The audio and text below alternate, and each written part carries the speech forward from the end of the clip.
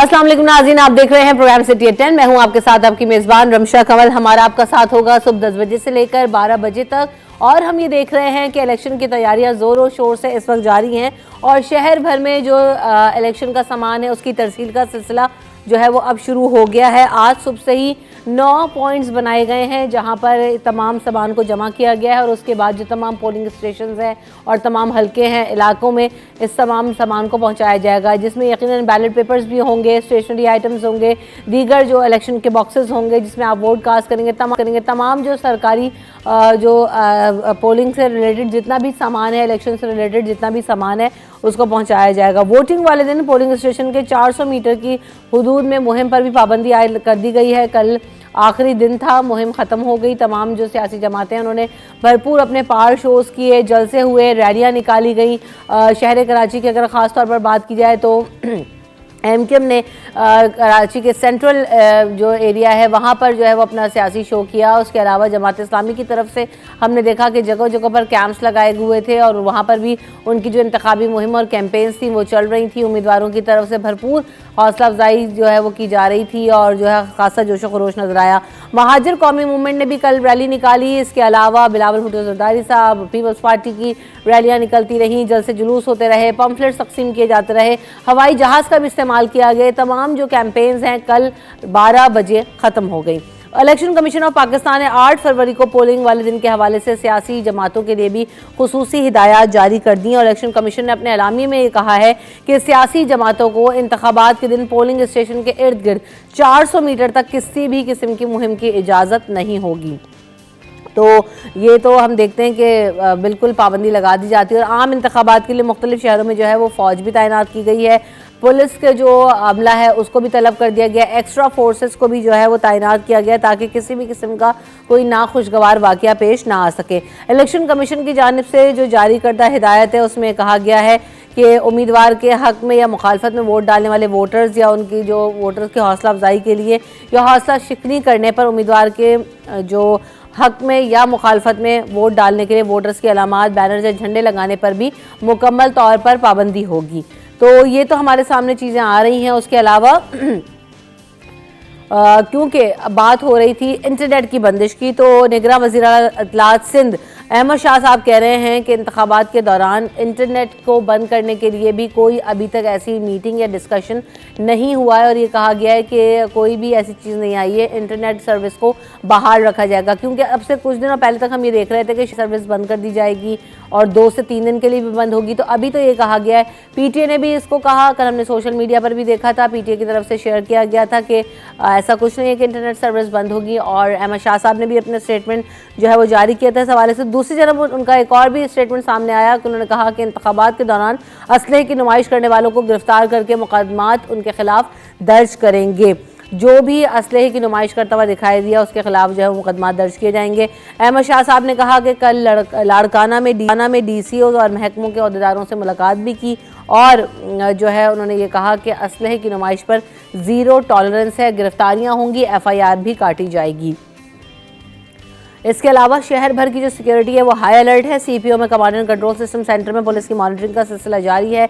शहर भर में 2000 से ज़ायद CCTV कैमरे की मदद से निगरानी की जा रही है और शहर के 3 सर्विलेंस सेंटर्स हैं जिनमें 252 मकामात पर 2032 कैमरे लगाए गए हैं। इनसे मॉनिटरिंग होगी। मज़ीद किस तरह से जो है वो इलेक्शन के हवाले से और मॉनिटरिंग के हवाले से और सिक्योरिटी की सूरत हाल को बेहतर बनाया जाएगा, इन तमाम चीज़ों पर भी हम बात करेंगे। उसके अलावा जो डॉलर है उसके रेट्स में कमी आई है। डॉलर 281 रुपये 13 पैसे का हो गया है। तो ओवरऑल जो उसके अलावा जो दीगर करेंसी है उस पर भी इम्पैक्ट डॉलर का आता है, उसमें भी हम कमी देख रहे हैं। इसके अलावा PCB के चेयरमैन का कल मामला था और PCB के जो नए चेयरमैन हैं वो मोहसिन नकवी साहब को बिला मुकाबला मुंतखब कर दिया गया है और 3 साल के लिए अब वो चेयरमैन PCB के अहदे पर फाइज रहेंगे और मोहसिन नकवी साहब जो हैं वो 37वें चेयरमैन हैं जो कि अब मुंतखब हुए हैं। तो यकीनन बहुत अच्छा दिन है और उन्होंने PCB के जो चीफ इलेक्शन कमिश्नर हैं शाह खावर साहब, उन्होंने कहा कि मोहसिन नकवी का जो रिकॉर्ड है वो बहुत अच्छा है और आज इसीलिए वो बिला मुकाबला चेयरमैन भी मुंतखब हो गए हैं। तो ये तमाम चीज़ें हैं जिनको हम आज डिस्कस करेंगे आज के शो के अंदर। वेलकम करते हैं हमारे साथ मेहमान मौजूद हैं, उनका तारुफ भी आपसे कराएंगे।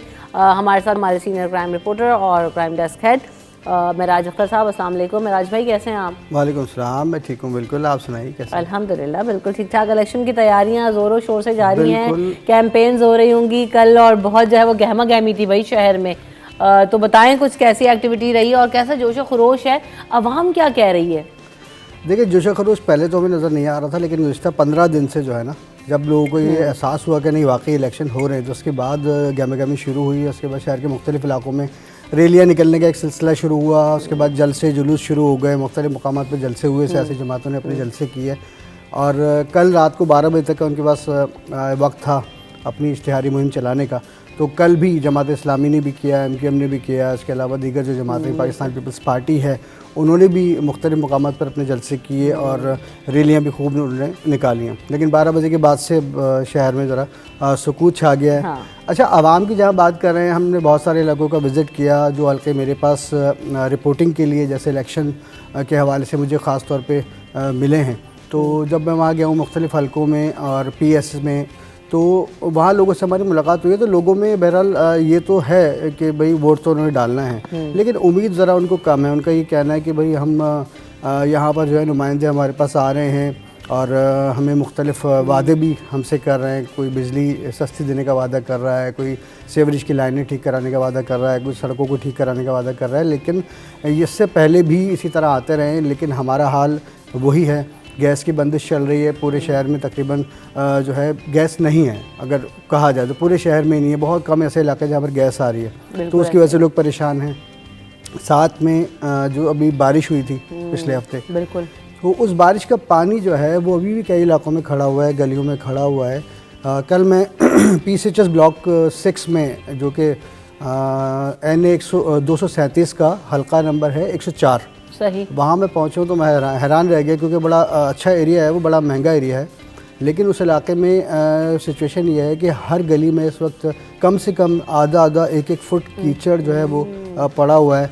लोग ट्रैक्टर ट्रॉलियाँ बुला के अपनी मदद आपके तहत वहाँ पे काम कर रहे हैं, बलदियाती नुमाइंदे के नज़र नहीं आ रहे। तो जब उन लोगों से हमारी बात हुई तो उनका कह रहे थे हमारा तो हाल ये है कि हम तो अपने घर के अंदर भी जाना हमारा मुमकिन नहीं है और बाहर निकलना भी मुमकिन नहीं है। तो बस उम्मीद सबको है कि शायद कि अब आने वाले जो लोग हैं इलेक्ट होकर जो आएंगे, मुंतखब होकर जो आएंगे, शायद कि वो आवाम की दादरसी कर सकें, कुछ काम कर लें। ये बहुत बड़ा शायद जो है ना, इतना बड़ा साहब लगाते हैं ना, क्योंकि वाकई ये एक चीज़ हमें बहुत ज़्यादा नज़र आ रही है। लेकिन स्टिल वही वाली बात है कि वोट सबने देना है और इसका पार्ट ज़रूर बनना है।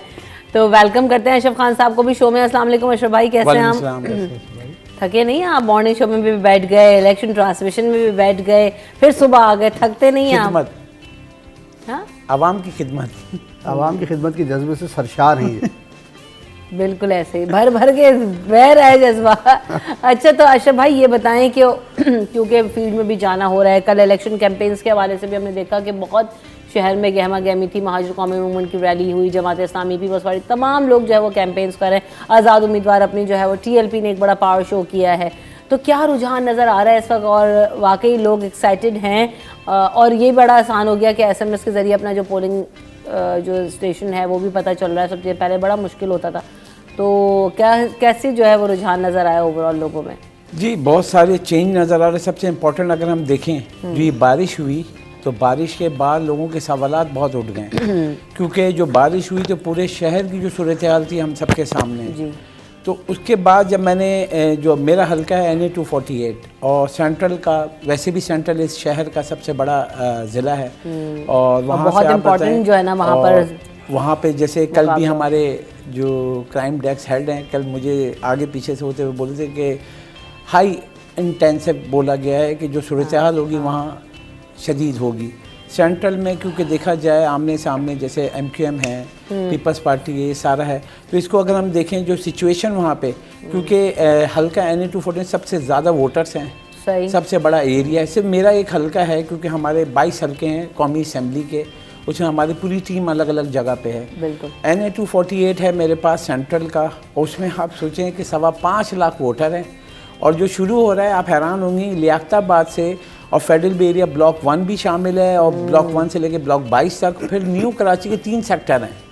अब आप सोचें कि लियाकताबाद से आप गाड़ी स्टार्ट करें और जब जाएंगे आप, और इसमें अगर हम पोलिंग स्टेशन भी देखें तो मतलब कि 80% इंतहाई हसास हैं सेंट्रल की वजह से, 20% है वो हसास हैं, नॉर्मल तो कोई है ही नहीं ना। पूरे कराची में कि बहुत ही 10% भी शायद नॉर्मल नहीं हो। जी, तो अब ये है कि जो हमने जाके एरिया में जाके देखा, लोगों से देखा, अब मैंने जो मेरे हलके में मैं 3 मस्जिद के पास जाके मैंने एजलाई वगैरह किया मैंने वहाँ, वो जो नमाज के लिए जा रहे थे तो एक तो वो बारिश का पानी निकासी अब अभी तक नहीं हुआ, साथ में जो सीवरेज का पानी जो बाहर आया हुआ है, अब वो इतने नाराज़ हो रहे थे, उन्होंने उस नाराज़गी पे मुझसे बात भी नहीं की।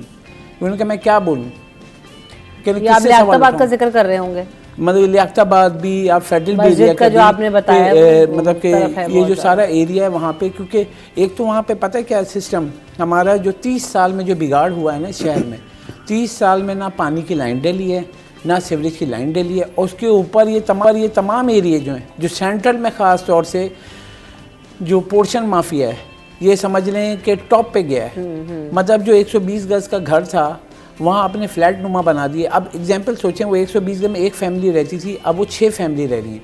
अब 6 फैमिली का सीवरेज, उसका कचरा, उसका वो जब वो आ रहा है तो पाइपलाइन तो वही डली हुई है। तो ये निज़ाम जो है, मास्टर प्लान, हमें सब कुछ पे काम करना होगा, मगर फिर वही जो हम शुरू से दे रहे हैं। मैंने जाके उनको ये कहा कि भाई देखें, जो भी है अगले 5 साल के लिए गवर्नमेंट आ रही है और आपको निकलना है, जिसको भी वोट डालें जो आपको समझ में आ रहा है कि ये सही है, आप वोट ज़रूर डालें, घर में नहीं बैठें ये बोलने के बाद कि देखो काम नहीं हुआ। आप अगर अभी भी बोलें, बाद में फिर आप कोई रोना धोना नहीं करे कोई भी। वोट का टाइम है, वोट जाके डालें, जो पार्टी आपको सही लग रही है, आपके इलाके में काम करती हुई नज़र आ रही है, काम किया है, उसको जाके वोट दें। अब जिसने काम नहीं किया है फिर आप उसी को वोट डालेंगे, फिर वही सिचुएशन होगी। इस वक्त सेंट्रल में आपको बताऊं, जो फेडरल कैपिटल भी कहते थे हम, और कराची आपको पता है खिलाफा बिराब इस्लामाबाद है, तो कराची में नॉर्थ नाज़ाबाद आपको बताऊं, नाज़ाबाद बताऊं, ये वाहिद था, आप इतनी चौड़ी रोड कहीं भी नहीं थी जो नॉर्थ नाज़ाबाद और आप इधर हैं फेडरल भी एरिया। आपने देखा होगा आयशा मंजिल वाली जो रोड है, पूरा शहर पाकिस्तान कहते हैं, शहर पाकिस्तान इसलिए कहते हैं, उस रोड पे अगर आप चढ़ेंगे जो फेडरल भी एरिया जो है, तो वो व्यू देता था पूरी दुनिया के लोगों को कि आप वहाँ पे फेडरल कैपिटल वाली रोड से जाएँ, शहर पाकिस्तान से और नेशनल हाईवे पे चढ़ेंगे, उस सब पाकिस्तान के कोने तक आप जा सकते हैं। तो वो जो इमेज है, वो इमेज जब ख़राब हो जाएगी तो आप सोचें कि जो लोग यहाँ से ट्रैवलिंग कर रहे हैं या वो, तो आप क्या इमेज दे रहे हैं, और लोग ये सोचते भी नहीं है। मतलब मेन रोड अगर बनी, कराची का जो है ना कई बरस हो गए हैं, ये इमेज बहुत ज़्यादा जो है ना वो ख़राब कर 30 साल में तो बरबाद कर दिया ना। ऐसा लगता है कि क्रेन लाके उन्होंने गलियों में जो है रोड उखाड़ दिए हैं। बिल्कुल ऐसा ही है। अब ये जो है ना वो वाकई ये बात तो है कि अब बहुत डेस्परेटली शहर के अंदर काम करने की ज़रूरत है, जो भी नई हुकूमत आए, ताकि लोगों में अपना जो खोया हुआ एतमाद है, अगर वो भी आ जाते हैं या कोई नया आता है, तो जो भी एतमाद सभी क्योंकि को आजमाया जा चुका है एक्सेप्ट जमात इस्लामी, तो ये है कि आप देखेंगे क्या होता है। ब्रेक ले लेते हैं यहाँ पर, ब्रेक के बाद जब वापस आएंगे तो ज़रा सिक्योरिटी की सूरत हाल क्या होगी, इंटरनेट की सूरत हाल क्या होगी, इस हवाले से बात करेंगे आफ्टर दिस ब्रेक।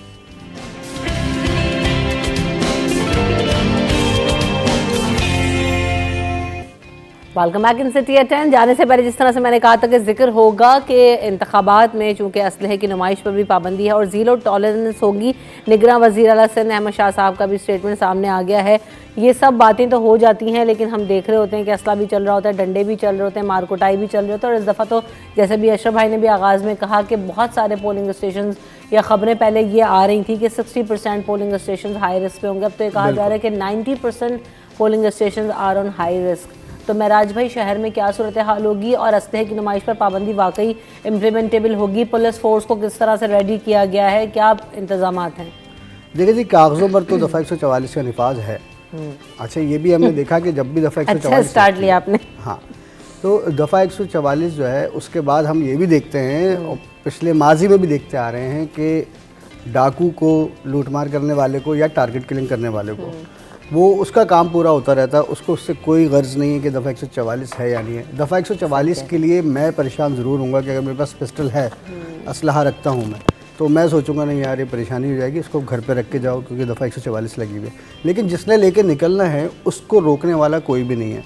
शहर में सिक्योरिटी की अगर बात की जाए तो बहरहाल देखें, दावे बहुत ज़रूरी होते हैं, ये भी नहीं कि दावे ज़रूरी ना हो, दावे बहुत ज़रूरी होते हैं। होता ही है कि पुलिस की जानिब से हमेशा ये कहा जाता है ना कि गिरफ्तारियाँ होंगी, फौरी तौर पर FIR दर्ज कर ली जाएगी, तो उससे कम से कम 20% 10% लोग तो खौफज़दा हो ही जाते हैं, कहते चलो यार छोड़ो, कहीं FIR ना हो जाए, फिर कौन उलझता फिरेगा कोर्टों में, कौन धक्के खाएगा, पुलिस के धक्के खाएगा।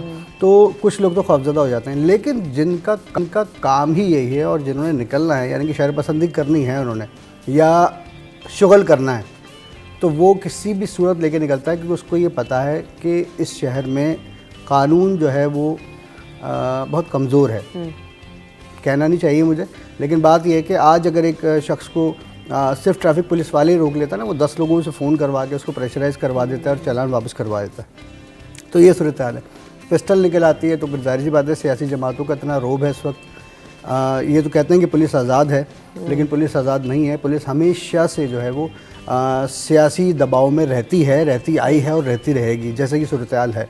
तो अब अगर वो किसी एक सियासी जमात के कारकुन को पकड़ लेते हैं तो उसके पीछे 25 लोग और 50 लोग वहाँ के थाने का घेराव कर लेते हैं, तो पुलिस के पास इतना वक्त भी नहीं है, वो फिर उनको किसी ना किसी दबाव के तहत आगे छोड़ देते हैं। अभी फोर्स बढ़ाई गई, क्योंकि अभी ये भी कहा गया है कि कमांड एंड कंट्रोल सिस्टम में पुलिस की मॉनिटरिंग भी होगी। 2000 से ज़ायद जो 32 कैमरे वो लगाए गए, 250 से ज़ायद, मगर किस तरह से सर्वेलेंस होगी और कहाँ कहाँ इनको पिन पॉइंट किया गया है?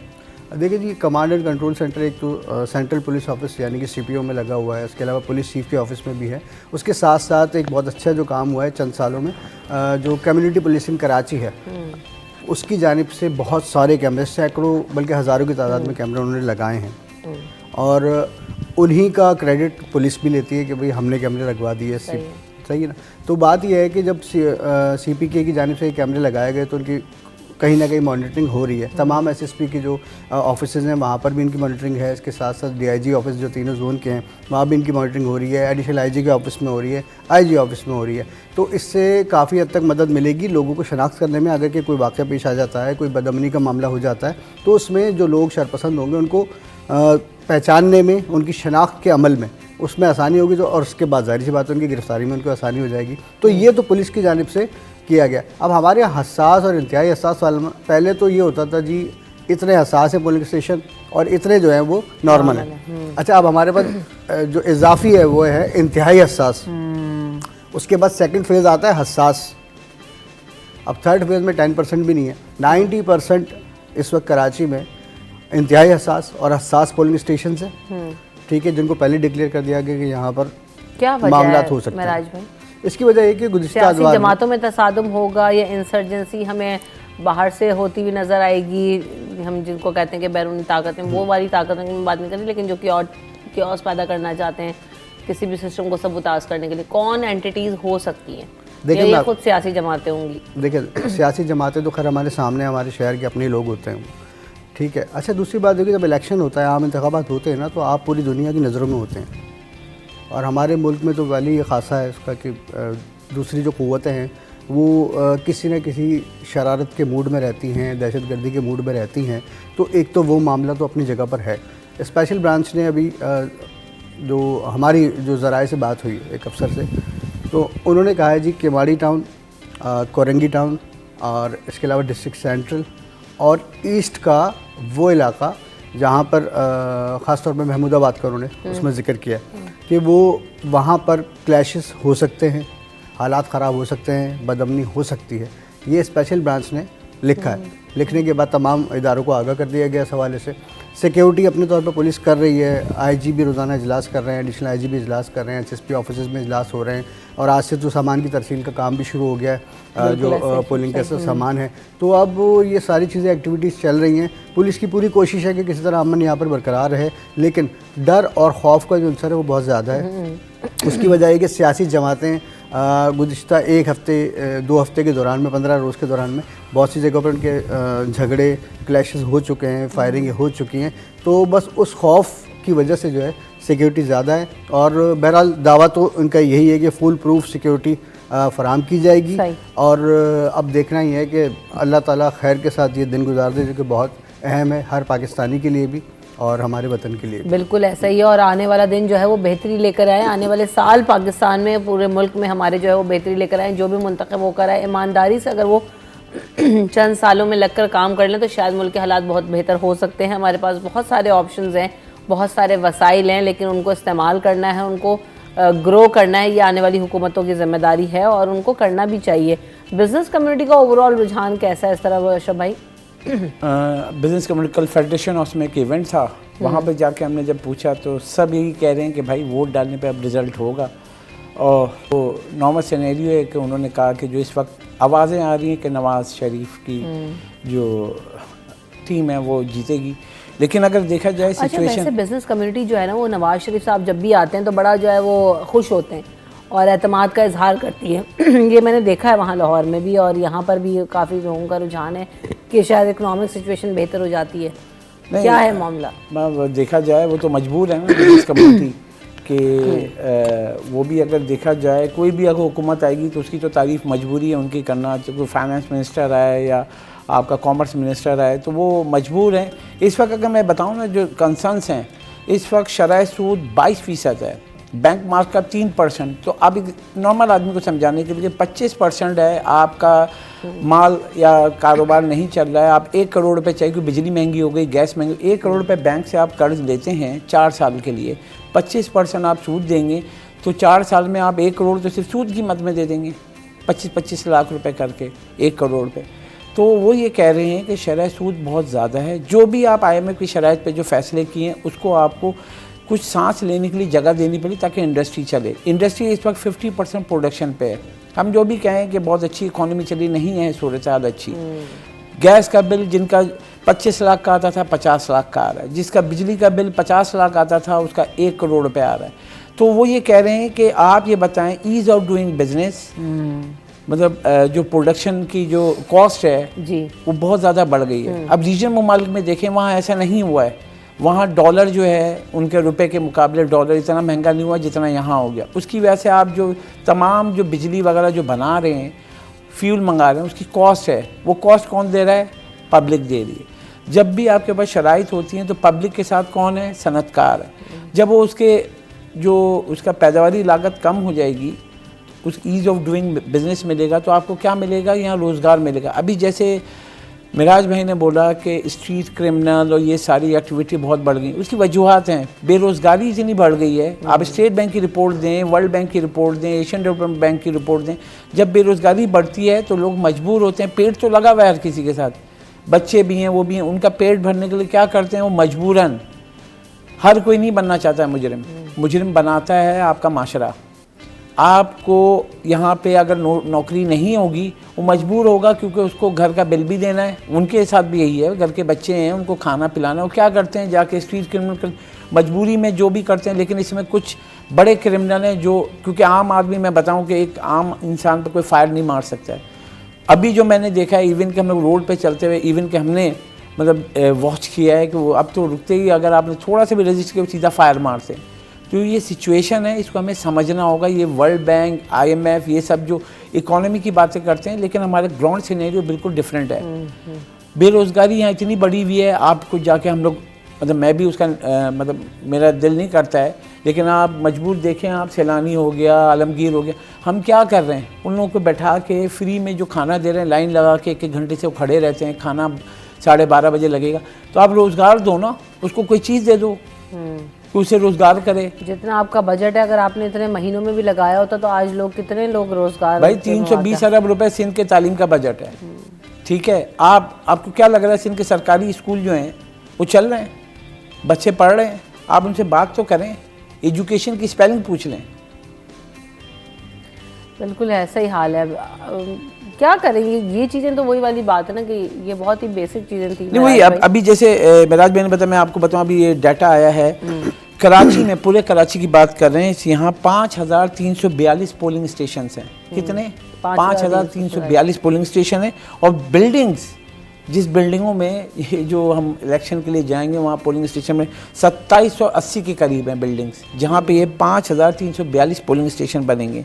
अब जैसे मैं सेंट्रल की बात कर रहा हूँ, सेंट्रल में 1263 पोलिंग स्टेशन है, सबसे ज़्यादा और सबसे बड़ा सेंट्रल है। इसके बाद बिल्डिंग कितनी है? 455 बिल्डिंग है। अब आप देखें जो ये इलाके हैं, आप जाके देखें वहाँ पे, तो वहाँ क्या है सिस्टम?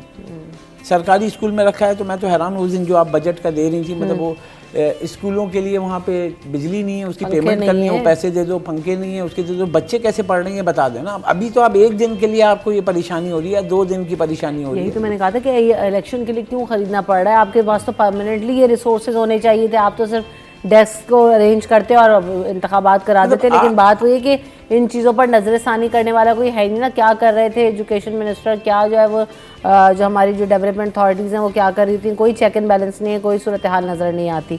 बहरहाल यही वाली बात है कि जो जितना पैसा निकल आता है किसी भी इवेंट को लेकर, और अगर हम यही पैसा वहाँ पर जो हमारे कर्जे हैं उनमें डालें और यहाँ से बचत करें तो बहुत बेहतर हो सकती है पाकिस्तान की इकॉनमी की सूरत हाल। बहरहाल ब्रेक की तरफ बढ़ते हैं, ब्रेक के बाद हाजिर होंगे।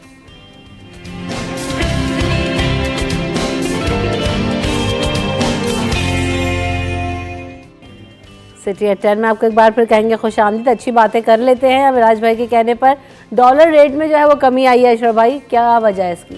देखिए, जो डिमांड देखा जाए इस वक्त आपका तो वो कम हुई है, जो आपका तिजारती खसारा है वो कम हुआ है, क्योंकि आपका इंपोर्ट बिल कम हुआ है और एक्सपोर्ट बढ़ी है, क्योंकि ऐसे प्रेशर जो है कुछ ईज़ हुआ है। साथ में IMF के फंड्स भी आए हैं, अब 1 अरब 20 करोड़ डॉलर मजीद हैं, क्योंकि इस गवर्नमेंट ने जो IMF की सख्त शराइत थी वो मान ली हैं। अब अगला फेज़ जो हम सुन रहे हैं कि वो गैस मज़ीद महंगी होगी, सब्सिडी मज़ीद कम होंगी जो दी जा रही हैं, तो उससे आवाम पे किस पे बोझ आएगा?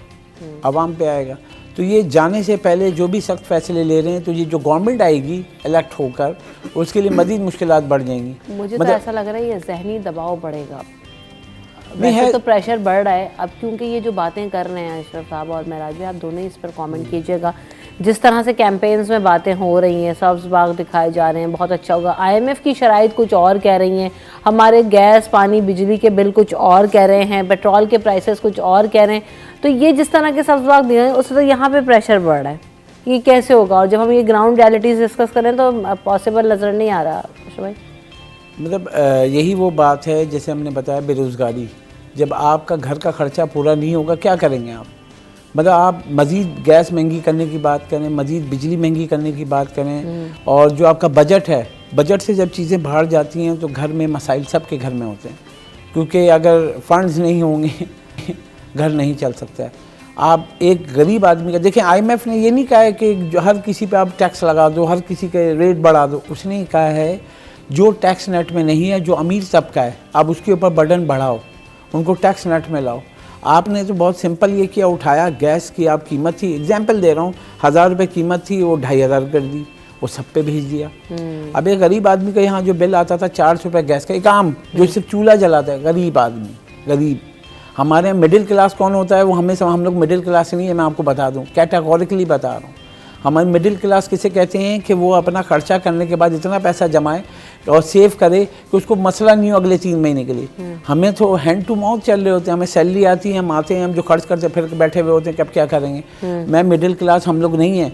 इवन के 2 लाख तक कमाने वाला इस वक्त मिडिल क्लास नहीं है, क्योंकि हालात ऐसे, हालात देखें ना आप। अब बिजली का बिल देखें, गैस का बिल देखें, अखराजात देखें। अब ये जो आ रहे हैं, हम आते हैं बचे मतलब कि जो हमारा इलेक्शन हो रहे हैं, लोगों ने जो मैनिफेस्टो दिया, अपना मंशूर दिया, एक नॉर्मल सी बात है। अब आप दे दें, जो भी दे दें, देखें कोई चीज़ इस दुनिया में फ्री नहीं है। ये बहुत सिंपल, मैंने जो पढ़ा है, जो देखा है, इस दुनिया में कोई चीज़ फ्री, हाँ सैलानी वाले फ्री दे सकते हैं, लेकिन वो भी फ़ंड लेते हैं किसी से, फ्री में नहीं है वो। लेकिन यहाँ पे अगर हम कोई चीज़ कह रहे हैं, हम 300 यूनिट दे देंगे, हम ये तो सिस्टम जो ख़राब हुआ है उसको कौन ठीक करेगा? हमारा ये कहना है आप सिस्टम ठीक करो, सब कुछ सस्ता। अभी बिजली आपको बहुत सिंपल है, आप बैठें, IPP से आप दोबारा से बात करें, उनके शराइत पे दोबारा से वो करें कि हमारे लोग मर रहे हैं, ठीक है। 18 रुपये कैपेसिटी चार्जेस हैं। कैपेसिटी चार्जेस क्या हैं? जो प्लांट नहीं चल रहे हैं उसके पैसे हम पर यूनिट 18 रुपये देने। अगर उनसे मुआहिदा वो हो जाए और हम 18 रुपये निकाल दें तो आपका यूनिट कितना सस्ता हो जाएगा? 40%। तो आवाम को बड़ा रिलीफ मिल सकता है। बात ये है कि प्लान्स नज़र, मैं बार बार ये बात कर रही हूँ, बार बार, और हम सब यही बातें कर रहे हैं। भाई आप ये बताएं कि आप करने कैसे जा रहे हैं। अगर ये बताएं तो ये कन्विंसिंग बात होगी ना कि मैं ऐसे कर दूंगा। ये बातें तो बहुत सही है कि जी काले को सफ़ेद, सफ़ेद को काला, ये मैं तो कहना शुरू कर दूँ, ये रंग है, ये रंग है, ये अच्छा होगा, बुरा होगा, ये सबको पता है अच्छा होगा बुरा होगा, हम ये कर देंगे। लेकिन आप कहें रमशा मैं एक शो स्टार्ट करने जा रही हूँ, अब मैं बताऊँगी ना कि मैं क्या करूँगी, उसमें मेरा प्लान क्या है। यहाँ सिर्फ शो हो रहा है, उसमें होगा क्या वो प्लान नज़र नहीं आ रहा। तो अब ये प्लान हो के बगैर कैसे होगा महराज भाई? पहले भी हमने पीटीआई को भी देख लिया, उससे पहले भी देख लिया, उससे पहले भी देख लिया, सबने बातें की, लेकिन प्लान आया। एक बात तो यह है कि हम बहैसियत पाकिस्तानी बहुत जल्दी भूल जाते हैं। मतलब अभी अगर कोई कड़ा वक्त हम पर आया हुआ है और परेशानी के आलम में है, तो अगले चंद माह में हम इस बात को भूल जाएंगे और एक नए मसले में पड़े होंगे। वो इसलिए कि हमें उलझाया हुआ इतना है। अब हम इतने ज़्यादा उलझ चुके हैं कि जी पहले घर के राशन से निकलेंगे तो फिर बच्चों के स्कूल की फीसिस में जाएंगे, तो फिर ट्यूशन के फीस में जाएंगे, बिजली की बिल, ठीक है, बिजली का बिल देंगे, गैस का बिल देंगे, इसी में आप पूरे हो जाएंगे तो आपके पास सोचने समझने की सकत नहीं रहेगी। फिर आप अपना राह फरार इख्तियार करते हैं। अब उससे राह फरार क्या होता है, बहुत सारे लोग आपने देखा होगा गुज़िश्ता सालों में मुल्क छोड़ के चले गए। उन्होंने इसमें आफियत जानी। 8.5 लाख जो नौजवान हैं वो इस मुल्क से गए लास्ट। पढ़े लिखे लोग थे, पढ़े लिखे लड़के थे वो, बिल्कुल ठीक है ना, तालीम हासिल करे थे, मजीद तालीम हासिल करेंगे वहाँ जाके, लेकिन वो यहाँ क्यों रहें, उनका ये बताइए ना मुझे। उनको कुछ नज़र ही नहीं आ रहा भाई। बहैसियत माँ बाप जो हैं वो आजकल ये डिस्कस कर रहे होते हैं आपस में कि भाई अपने बेटे को किस फील्ड में डाला जाए, तो उनमें से 75% की आरा ये होती है कि ऐसा करें, इसको आप बाहर भेज दें, कम से कम ये बाहर रहेगा तो हमें तो लोग अपने घर बेच के जो अपने बच्चे हैं उनको बाहर भेज रहे हैं। ऐसा हो रहा है। पहले एसेट नहीं बेचते थे लोग कि भाई ये तो हमारा एसेट है, हमें ज़िंदगी भर के लिए चाहिए, लेकिन अब कह रहे हैं भाई आप बेचो और जाओ। तो अब एसेट महफूज भी तो रहे। अब तो कोई चीज़ महफूज भी नहीं रही ना। लोग इस कदर परेशान है कि चीज़ें अपनी फ़रोख्त करने पर मजबूर हैं, अपनी सफ़ेद पोशी का भरम रखने के लिए। मतलब जाहिर सी बात है, सबके अपने अपने मसाइल हैं, तो वो उसमें जिसके पास है वो बेच के अपना मामला देख रहा है, लेकिन जिसके पास नहीं है, तो अशरफ भाई ने जो बात कही वो क्राइम की तरफ जा रहा है। हालांकि मैं इस चीज़ के सख्त खिलाफ था कि जी अगर आप बेरोज़गार हो गए तो आप डाकू बन जाएंगे, ऐसा नहीं है, लेकिन 80% नहीं बनेंगे, 90% नहीं बनेंगे डाकू, 10% तो कहीं ना कहीं जाके मनफी रुझान को आप हवा दे रहे हैं ना, मनफी रुझान बढ़ रहा है लोगों में। और उसके बढ़ने की वजह क्या है कि क्योस है ना शहर के अंदर, मुल्क के अंदर, हमारे आपस में लोगों के अंदर सुकून वाली चीज़ कहाँ है? बिल्कुल भी नहीं है। देखिए मनफी रुझान तब खत्म होता है जैसे अभी आपने खुद ही कहा कि जी बिजली के बिल, पानी के बिल, बच्चों की फीस, ट्यूशन की फीस, खाना, राशन, और फिर बिजली का ना होना, गैस का ना होना, इन सब कुछ भरने के बावजूद ये सब चीज़ें किस चीज़ को ट्रिगर करता है? नेगेटिविटी को ट्रिगर कर रही है ना। तो आप ये समझते हैं कि जी लोग हेल्दी रहें, लोग फिट रहें, बहुत अच्छा सोचें, भाई पॉसिबल नहीं है लोगों के लिए, और लोग नफसियाती मसाइल का शिकार हो रहे हैं। कल ही मैं डिस्कस कर रही थी अपने फ्रेंड के साथ कि हम लोग चूँकि ये इश्यूज़ अपने मॉर्निंग शो में बार बार बातें कर रहे होते हैं, लोगों के मसाइल, जहनी और हर तरह की चीज़ों को, तो अंदाज़ा होने लगा है लोगों से मिलके देखे कि यार वाकई ये बंदा कितना मेंटल स्ट्रेस में है। वो अपने आप को नॉर्मल बिहेव कर रहे होंगे, बहुत नॉर्मल दिखा रहे होंगे, लेकिन अंदाज़ा हो जाता है कि यार ये नहीं है बंदा, ये यहाँ है ही नहीं। तो ये लोगों के लिए बहुत ज़्यादा चैलेंजिंग सिचुएशन हो गई कि दिमागी तौर पर लोग माफ हो चुके हैं इस वक्त इन मसाइल की वजह से। चलें अब, लेकिन अब ये देखें, अब इलेक्शन वाला मामला आ गया है कुछ भी सही, कितनी मुश्किल से ये हो रहा है या किस तरीके से हो रहा है उसको एक तरफ जाने दें, बात सारे मसाइल भी अपनी जगह पर हैं, लेकिन फिर भी इंसान के अंदर ना एक मुहिम सी जो है ना उम्मीद रहती है। हाँ। तो अब लोगों में फिर भी थोड़ा बहुत है, हाँ, और रखनी भी चाहिए ना। तो अब उसमें लोग ये सोच रहे हैं कि शायद के इस बार जो है कुछ थोड़ी बहुत ही बेहतरी हो जाए, क्योंकि अब हम मुकम्मल बेहतरी की जानिब तो नहीं सोच सकते, ठीक है ना, ये तो हमने अपने जहन से निकाल ही दिया है। हम ये कह रहे हैं कि चलो कुछ तैयार कर कोई रोशनी की कोई एक किरण, कुछ थोड़ा बहुत बेहतर होना चाहिए। तो अल्लाह करे कि चले। इस उम्मीद के सारे सब इलेक्शन की तरफ देख रहे हैं और अपने नुमाइंदों की तरफ देख रहे हैं, देखें क्या होता है। बिल्कुल ऐसे अल्लाह करे कि बेहतरी आए। चले इस खबर को भी डिस्कस कर लेते हैं। मोहसिन नकवी साहब जो हैं वो बिला मुकाबला चेयरमैन पीसीबी मुंतखब हो गए हैं और चेयरमैन पीसीबी 37 में जो है वो ये चेयरमैन बने हैं मोहसिन नकवी साहब। तो कल बड़ा जो है ना वो इम्पोर्टेंट डे था इस हवाले से कि सबकी नज़र थी कि नया पीसीबी का चेयरमैन कौन आएगा और बड़ी जिम्मेदारियां होती हैं उस पर। तो क्या आपकी जो है वो राय है अशरफ भाई इस पर? बिला मुकाबला अच्छी होगी आपकी तो। बिला मुकाबला जो है मुंतखब हुए हैं, और वज़ीर आज़म जो उन्होंने नॉमिनेट किया था तो सामने मद्द मुकाबिल कोई नहीं था। अब ये है कि बहुत सारी चीज़ें देखें, वो जो वहाँ देखा हम नहीं मद्द मुकाबिल थे, वो क्या नाम है उनका, बिला मुकाबला है ये खबर। हाँ लेकिन वोट नहीं मिले ना। कल ही मैंने डिस्कस किया था, मेरे जहन से भी नाम निकल रहा है वो, क्योंकि हम बेसिकली हम लोग बिजनेस और ये में क्राइम में साथ होते हैं, हमारे बराबर में बैठे हुए होते हैं, क्राइम में साथ होते हैं दोनों। वैसे कॉम्बिनेशन कितना अच्छा है ना, चोली दामन के साथ है, लिंक है। तो अब हम लोग स्पोर्ट्स में, मुझे क्रिकेट खेलने का शौक है, लेकिन इतनी अपडेट उसका ऐसा ही है, मगर ये है कि जो मैंने देखी थी खबर कि बिला मुकाबला मुझे और नाम पहले ही आ गया था कि वज़ीर आज़म साहब ने जो है उनको नॉमिनेट किया था। तो अब ये है कि देखा भी था कि पंजाब में जो काम देखें, सुबह पंजाब में जो काम हुआ है, इनके एक साल हो गया उनको और निगरान सेटअप में, और जो काम किए हैं एक साल में, तो हिस्ट्री है, रिकॉर्ड मारें तो उसमें जो रिकॉर्ड देखें, अंडर पासेस, ब्रिज का दे दिया है। अभी ब्रिज का जो मैंने देखा, इफ्तिताह किया कि भाई वो जाके बोले 3 महीने बाद आके देखूंगा। अब मैं सोच रहा हूँ 3 महीने बाद बन जाएगा ये ब्रिज। और यहाँ कराची में देखें कोई मंसूबा, मतलब वो 3 महीने में एक सादी सड़क नहीं बनती हमारी। हाँ, तो वो बहुत फ़र्क है। वहाँ पे खड़े होके दिन रात जो काम हुआ है तो लोगों को भी नज़र आ रहा है। अगर लाहौर में जाके पूछेंगे तो वो भी कहेंगे। लाहौर गुजरावाला मोटरवे का भी जो है ना कल इफ्तिताह हुआ है, वो चीज़ें उन्होंने स्मूथ हो गई। 45 मिनट में आप जी पहुँच जाएँ गुजरावाला लाहौर से। मतलब वो अब वो कहते हैं सोते कब है। बड़ा सीरियस ये सवाल है कि ये सोते कब है, क्योंकि हमने ये भी देखा कि रातों को भी आधी रात के बाद भी मुख्तलिफ जगह पे विज़िट कर रहे होते हैं, अचानक छापा मार देते हैं।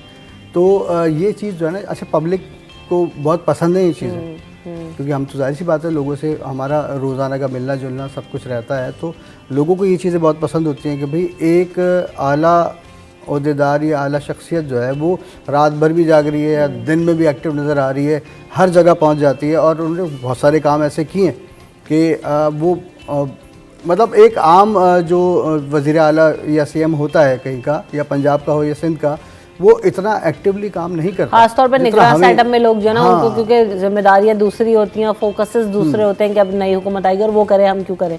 लेकिन इस वाकई बहुत डिफरेंट जो है वो बिहेव किया सेटअप ने। और जो बात आपने की, मैं राजवीर से मैंने रिलेट किया कि हमारे इस्लाम में भी है ना, देखें हम हर चीज़ें अपने मजहब से ही अडॉप्ट करते हैं और करनी भी चाहिए। हज़रत उमर जो थे अपनी रियाया में, अपनी आवाम में निकलते थे, जानने के लिए भेस बदल के भी जाते थे और देखते थे कि किस हाल में। तो ये तो हमारी यहाँ मिसालें मिलती हैं। हमारे हुक्मरान जो है वो बरसर इक़्तिदार जब आ जाते हैं तो इन तमाम चीज़ों को भूल जाते हैं कि असल हमारी जो रूट है वो क्या है और उसने हमें क्या सिखाया है। तो मेरे ख्याल से अगर उनसे जुड़े रहें तो बहुत हालात बेहतर हो सकते हैं, बहुत चीज़ें अच्छी हो सकती हैं। इस पर हम मज़ीद भी बात करेंगे, लेकिन ब्रेक ले लेते हैं। ब्रेक के बाद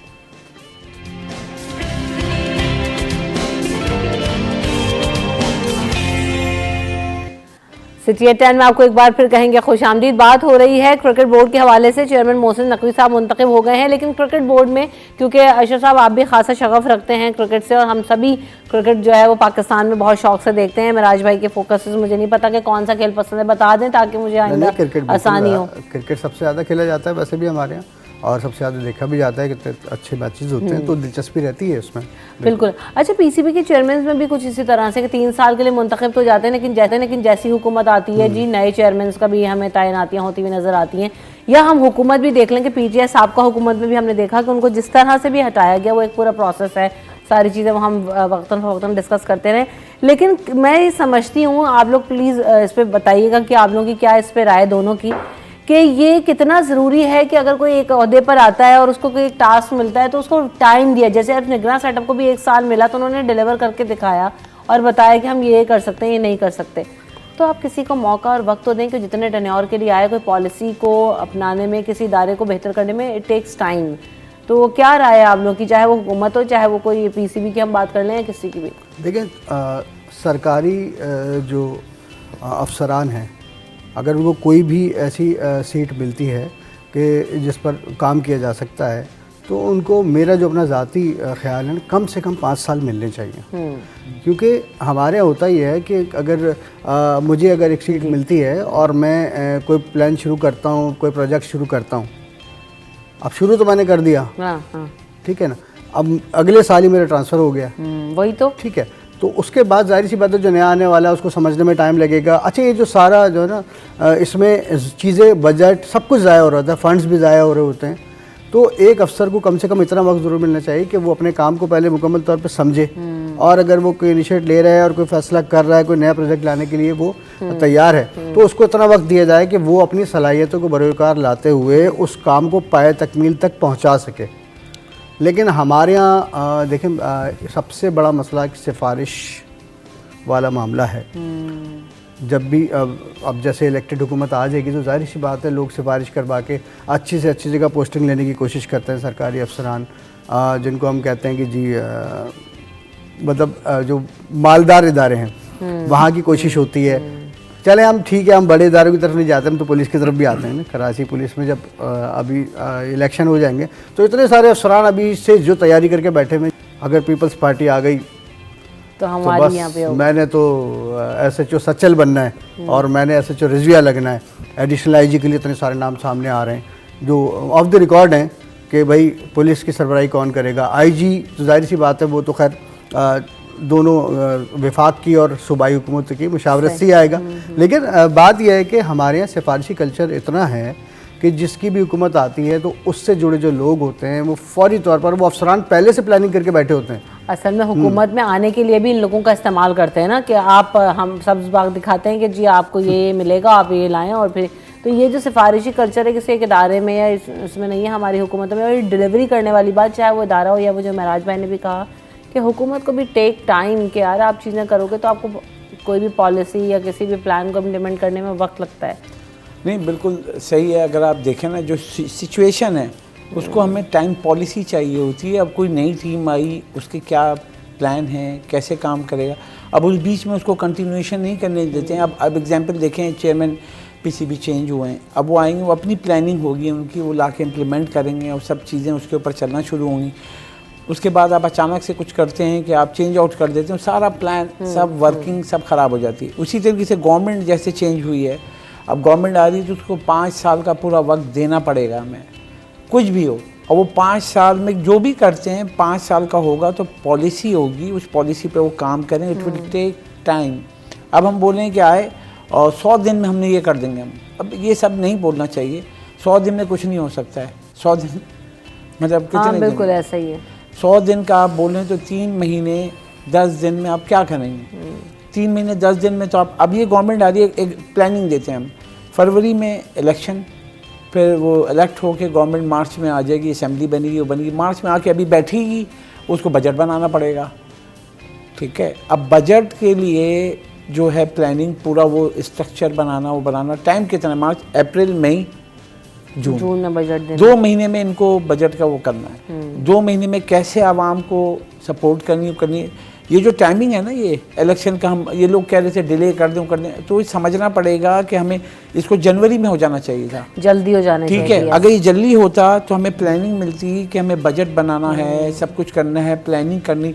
आगे आपको कहीं से कोई चीज़ आसानी नहीं है। मैं फिर से बोल रहा हूँ, हमें आगे चल के गैस मज़ीद महंगी होती हुई है, बिजली मज़ीद महंगी होती हुई है, चीज़ें मज़ीद महंगी होती। आप डॉलर क्या समझें, सस्ता हो जाएगा, मतलब डॉलर फ्री में मिलने लगेगा, आपकी कॉस्ट है। अशरफ भाई, यहाँ तो जो भी चीज़ एक दफ़ा बढ़ी है वो कोई आधे से भी कम कीमत पे तो नहीं आई। 1-2 रुपए 3 रुपए का बहुत मैक्सिमम भी हुआ तो आपको वो इम्पैक्ट कमी होती हुई नजर आती है। उसकी वजह है ना, आप भी देखना, पेट्रोल 145 से बढ़ा 200 से ऊपर चला गया है, तो अब आप एक्सपेक्ट करते हैं कि वो आ जाएगा 145 पे दोबारा? देखें, वो समझना पड़ेगा। वो जो हम डॉलर की बात कर रहे हैं, तो हमारे वफाकी वज़ीर इंटीरियर मिनिस्टर भी हैं अभी, गौहर एजाज साहब फेडरेशन हाउस में आए थे, उन्होंने चार्जशीट दी थी, मैंने रिपोर्ट भी किया था, उन्होंने फिर उनको मैंने भेजा भी, तो उन्होंने कहा कि बहुत स्ट्रॉन्ग दे दिया। मैंने कहा आप ही ने कहा, बहुत सिंपल सा साफ सा बोला, ताजिर सनतकार डॉलर 150 से 300 ले गए, बोला घुमा के। तो ये कह रहे कोई और बाहर से नहीं आया था, हमारे लोगों ने किया, तो आपने इस मुल्क के साथ गलत किया। अब आप लोग ही फिर बता देना कि इसको वापस कम कैसे कर सकते हैं और कम करके दिखा दें, तो हम जो है वो एतमाद आप ही के ऊपर करना शुरू हो जाए। आवाम तो ये चाह रही है कि कोई ऐसा ऑप्शन नज़र आ जाए जो आवाम को कहे कि हाँ भाई, एक भी अगर सांस मिल जाए सुख का, तो लेने के लिए आवाम स्पेस ढूंढ रहे हैं कि कहीं नज़र आ जाए। Thank you so much Ashraf Khan साहब और महराज अख्तर साहब, आप दोनों ने वक्त दिया, आप दोनों की आमद और वक्त का बहुत शुक्रिया। ब्रेक की तरफ बढ़ते हैं, ब्रेक के बाद हाजिर हो गए।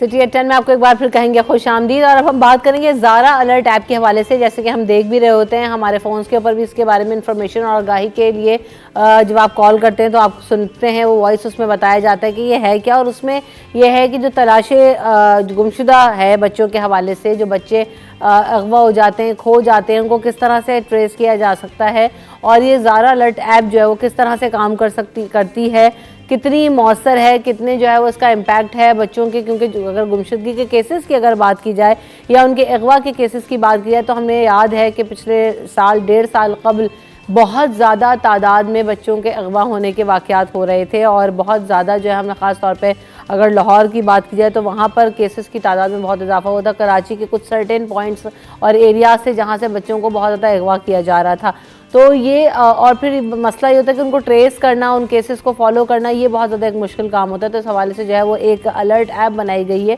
वो किस तरह से काम करती है और किस तरह से लोगों को फैसिलिटेट करती है, आज हम उस पर बात करेंगे। हमारे साथ जो है वो जहांज़ेब खान साहब मौजूद हैं, जो कि डायरेक्टर जनरल हैं ज़ारा अलर्ट ऐप के। उनको वेलकम करते हैं शो में। अस्सलाम वालेकुम जहांज़ेब साहब, ये बताइएगा कि ये ऐप जो है वो किस लिए बनाई गई, क्या मकसद है इसका और किस तरह से काम करती है? जी शुक्रिया, बहुत शुक्रिया, thank you. Basically Zara observation है, Zainab alert response and recovery agency हैं।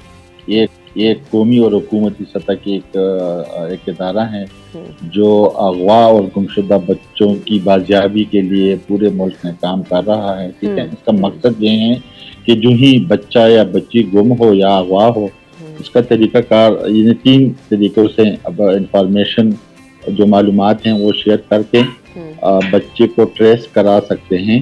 तो पहला जो तरीक़ाकार है वो रिसेंटली हमने वो जो वर्ल्ड चिल्ड्रन डे 20 नवंबर को पीएम ऑफिस में इसकी लॉन्चिंग की है। वो बेसिकली मोबाइल ऐप का तरीक़ाकार है।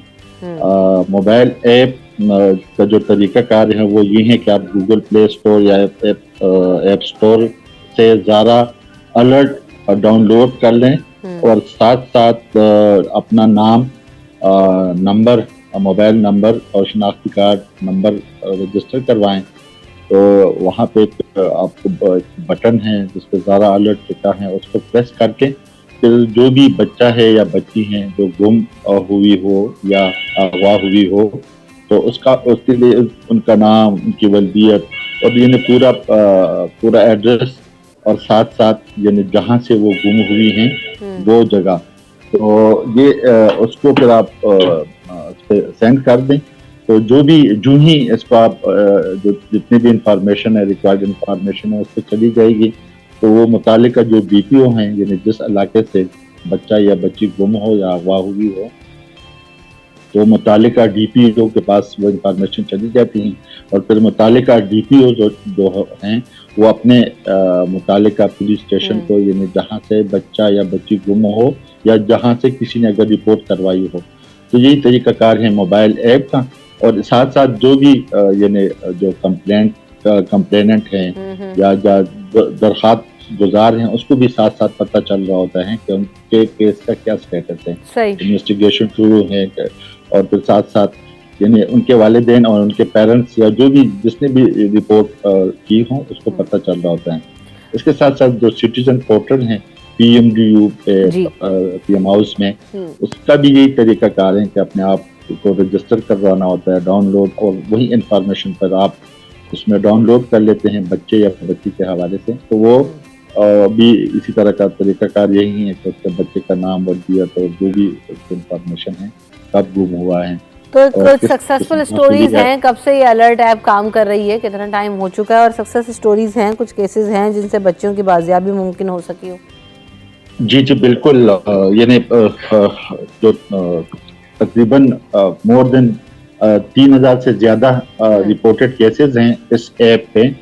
और जब से हमने ये लॉन्च शुरू किया, अवेयरनेस, खासकर जो मोबाइल फ़ोन और इस तरह के आते हैं इस पे, रेडियो पे, साथ साथ टीवी पे भी अब चलना शुरू हो गए हैं, तो तकरीबन यानी लास्ट 2 वीक से 600 से ज़्यादा केसेस रजिस्टर हो चुके हैं, जिसमें तकरीबन 80-85% बच्चे रिकवर भी हो चुके हैं। तो तरीक़ाकार अच्छा है, लेकिन अब यही हम चाह रहे हैं कि ज़्यादा से ज़्यादा लोगों को मालूमात हों कि इदारा कौन सा इदारा है या कौन से इदारे हैं जो इस तरह के बच्चों को बाजियाब कराने में मदद दे सकते हैं। तो ज़ारा चूँकि इनका कौमी इदारा है और हुकूमती इदारा है, तो ये सारे जितने भी सूबे हैं उनके IGs और उनके DPOs, उनको बाकायदा डैशबोर्ड अलाउ किए गए हैं। उनको ये इंफॉर्मेशन जाके वो फ़ौरन इस पर अमल शुरू कर देते हैं। अगर इन केस ना भी करे तो उसके लिए यानी सज़ाएँ हैं बाकायदा पुलिस के लिए कि जो ही रिपोर्ट हो केस गुमशुदा या वाशुदा बच्चे का, तो उन्होंने ज़ारा को, जो general alert response and recovery agency है, इसको इन्फॉर्म करना होता है 2 घंटे के अंदर अंदर। सही। अगर नहीं है करेंगे तो उसके साथ बाकायदा सज़ा का एक तरीक़ाकार है। लेकिन हम चाह रहे हैं कि अभी क्योंकि लोगों को आगाही देनी है, क्योंकि जितने लोग आगाह होंगे तो लाजमी बात है जब लोगों को इस तरह की इंफॉर्मेशन मिलेगी कि कोई इदारा ऐसा है जो इस किस्म के केसेस को हैंडल कर रहे हैं, तो फिर आगाही के साथ साथ जो उनका तरीक़ाकार है और केसेस रजिस्टर करवाना, वो भी इस पे आज आना शुरू हो जाए। सही। तो कितने केसेस जो है वो अगर हम एक फिगर उठाकर देखें तो अंदाजन रजिस्टर्ड हो जाते हैं, अगर 3 माह का उठा के देखें या साल भर का भी कुछ फिगर्स हो तो? 3011 अभी तक हमारे पास रजिस्टर्ड केसेस हैं। कितने अरसे में जहांजेब साहब? ये अक्टूबर 2021 से जब से एस्टेब्लिश हुई, लेकिन ज्यादातर अभी जो रिसेंटली हमने 20 नवंबर 2024 को इसकी इफ्तिताह की है ऐप की, उस हवाले से तकरीबन ये जो लास्ट 2 वीक्स है इसमें मोर देन 600 केसेस रजिस्टर्ड हो चुके हैं। सही। और उस पर फौरन यानी एक्शन भी लिया गया है। बाकायदा हम फॉलो अप करते हैं वालिदैन के साथ भी और कंसर्न पुलिस ऑफिसर के साथ भी। और तीसरा जो तरीक़ाकार है कि अक्सर लोग जो देहाती इलाके हैं वहाँ पे मोबाइल सर्विस या जो सिटीजन पोर्टल है उस तक रसाई नामुमकिन है, तो तीसरा तरीक़ाकार ये है कि जब भी किसी का कोई बच्चा या बच्ची गुम हो तो अपने मुताल्लिका पुलिस स्टेशन में जाके बच्ची की रिपोर्ट दर्ज करवा सकते हैं। और साथ साथ जो यूनियन काउंसिल है, यानी जितने भी हुकूमती इदारे हैं, उनमें जाके उसमें जो कंसर्न ऑफिसर हो उनको इंफॉर्मेशन दे के बाकायदा इस पे इंफॉर्मेशन डाउनलोड कर दी। बिल्कुल ऐसे ही। तो एक अच्छी चीज़ सामने आई है और इससे लोगों को ये भी है कि यकीनन फ़ायदा होगा। आगाही बहुत ज़्यादा ज़रूरी है। मुख्तलिफ प्लेटफॉर्म्स हैं, मुख्तलिफ पोर्टल्स हैं और अब तो इंटरनेट का दौर है, एप्लीकेशंस का दौर है, लोगों के लिए बहुत ज़्यादा आसानी हो जाती है। हर किसी के पास जो है ना वो एक फ़ोन ज़रूर मौजूद है, एंड्रॉयड या जिसको भी आप कह लें स्मार्टफोन जिसको हम कहते हैं, वो मौजूद है। बात यही है कि अब उसका सही और दुरुस्त इस्तेमाल किस तरह से आप कर सकते हैं और आप जो है वो अपने मसाइल का हल जो है, क्योंकि अब हम देख रहे हैं बहुत सारी चीज़ों में एप्लीकेशंस आ गई हैं, ऑनलाइन सहूलतें लोगों को मिल रही हैं, बस आगाही ना होने की वजह से अपने मसाइल के हल जो है ना वो तलाश नहीं कर पा रहे होते हैं। अच्छा काम आप लोग कर रहे हैं डॉक्टर जहांजेब खान साहब, और जो है वो यकीनन आगे आने वाले जो गोल्स होंगे वो भी बहुत अच्छे होंगे। वो भी ज़रा कुछ शेयर कर दें डॉक्टर जहांजेब कि आगे इसको किस तरह से मज़ीद बेहतर करने का प्लान है, या आगे इसमें और भी कुछ चीज़ें ऐड ऑन हो रही हैं क्या?